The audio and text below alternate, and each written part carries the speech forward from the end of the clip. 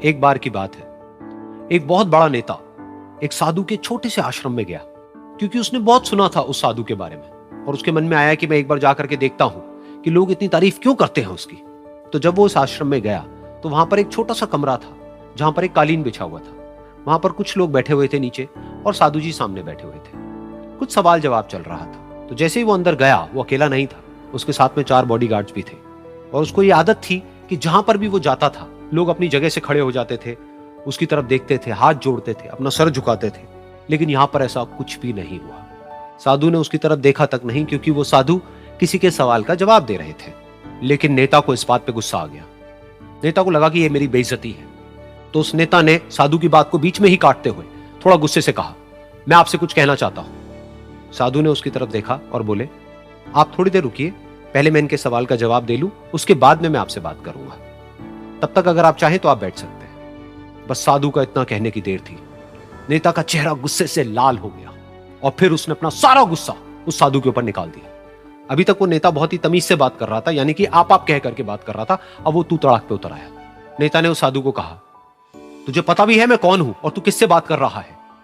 साधु ने उसकी तरफ देखा और कहा, मुझे इससे कोई फर्क नहीं पड़ता कि आप कौन हैं, लेकिन आप जो कोई भी हैं, अगर आप चाहते हैं कि मैं आपके सवाल का जवाब दूं या आपसे बात करूं तो आपको कुछ देर रुकना होगा। और साधु के ये कहते ही नेता गुस्से से पागल हो गया और वहीं सबके सामने चीखने चिल्लाने लग गया, अब मैं तुझे तेरी असली औकात दिखाऊंगा। तूने मुझसे पंगा लेकर के ठीक नहीं किया है। तुझे पता भी है मैं तेरे बारे में क्या सोचता हूं। साधु ने फिर से उसकी तरफ देखा और बड़े ही प्रेम से कहा कि मुझे इससे कोई फर्क नहीं पड़ता है कि आप मेरे बारे में क्या सोचते हैं। आप जो चाहे वो मेरे बारे में सोच सकते हैं। फिर उस नेता ने बोला कि तू चाहे सुनना चाहता है या नहीं, लेकिन मैं तुझे बताऊंगा यही सबके सामने कि मैं तेरे बारे में क्या सोचता हूं। तू एक बहुत ही घटिया इंसान है। तू कोई साधु नहीं है, तू एक ढोंगी है, पाखंडी है और यहां पर जितने भी लोग बैठे हैं उन सबको बेवकूफ बना रहा है। तेरा बस एक ही मकसद है कि इन लोगों की जेब में जितना भी पैसा है वो सब तेरे पास में आ जाए। तू अपने फायदे के लिए इन लोगों का इस्तेमाल कर रहा है और अब मैं तुझे नहीं छोड़ने वाला। तेरा पर्दाफाश करके रहूंगा पूरी दुनिया के सामने। लेकिन उसके इतना बोलने के बाद भी उस साधु के चेहरे पर हल्की सी मुस्कान बनी ही रही। ये देखकर वो और तिल मिला गया और उसने कहा, अब बहुत हुआ, अब मैं यहां 1 मिनट भी नहीं रुकने वाला। लेकिन अभी भी तेरे पास में मौका है। अगर मुझसे माफी मांगनी है या मुझसे कुछ कहना है तो कह सकता है।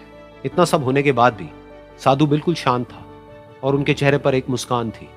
उन्होंने अपनी आंखें बंद कर ली। फिर साधु ने अपनी आंखें खोली, हाथ जोड़े और कहा कि मुझे आपसे कोई गिला शिकवा नहीं है। मेरे मन में आपके लिए कोई भी गलत ख्याल नहीं है।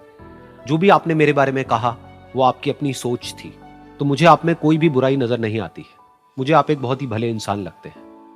और साधु के इतना कहते ही नेताजी का दिमाग 7वें आसमान पर पहुंच गया। उनके चेहरे पर एक अजीब सी खुशी थी, क्योंकि उस साधु ने वो ही कहा जो बाकी सब लोग उस नेता को कहते हैं। और वो खुशी खुशी उस आश्रम से अपने घर की तरफ चला गया और जा करके अपने पिताजी के साथ में बैठ गया। उसके पिताजी की आंखें बंद थी और वो ध्यान में थे। पूरी जिंदगी उन्होंने सिर्फ लोगों की सेवा करी और बदले में कुछ भी एक्सपेक्ट नहीं किया। तो थोड़ी देर बाद जब उन्होंने अपनी आंखें खोली और देखा अपने बेटे को अपने साथ बैठे हुए, तो उनके बेटे के चेहरे पर आज एक अजीब सी खुशी थी जो आज से पहले उन्होंने कभी नहीं देखी थी। फिर उसने एक एक करके सब कुछ बताया कि आज क्या हुआ, किस तरह से वो आश्रम गया, वहां पर क्या हुआ, उसने क्या कहा, उन्होंने क्या कहा।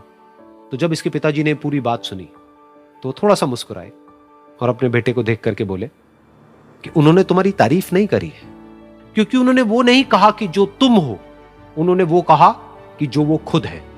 और तुमने जो भी कुछ उनको कहा वो नहीं कहा कि जो वो है, बल्कि तुमने वो कहा जो तुम खुद हो। यही बात वेदों में भी कही गई है, यथा दृष्टि तथा सृष्टि।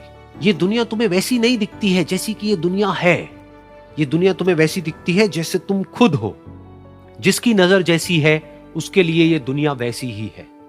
तो अगर तुम अपनी दुनिया को बदलना चाहते हो तो उसका सिर्फ एक तरीका है, अपनी नजर को बदलो।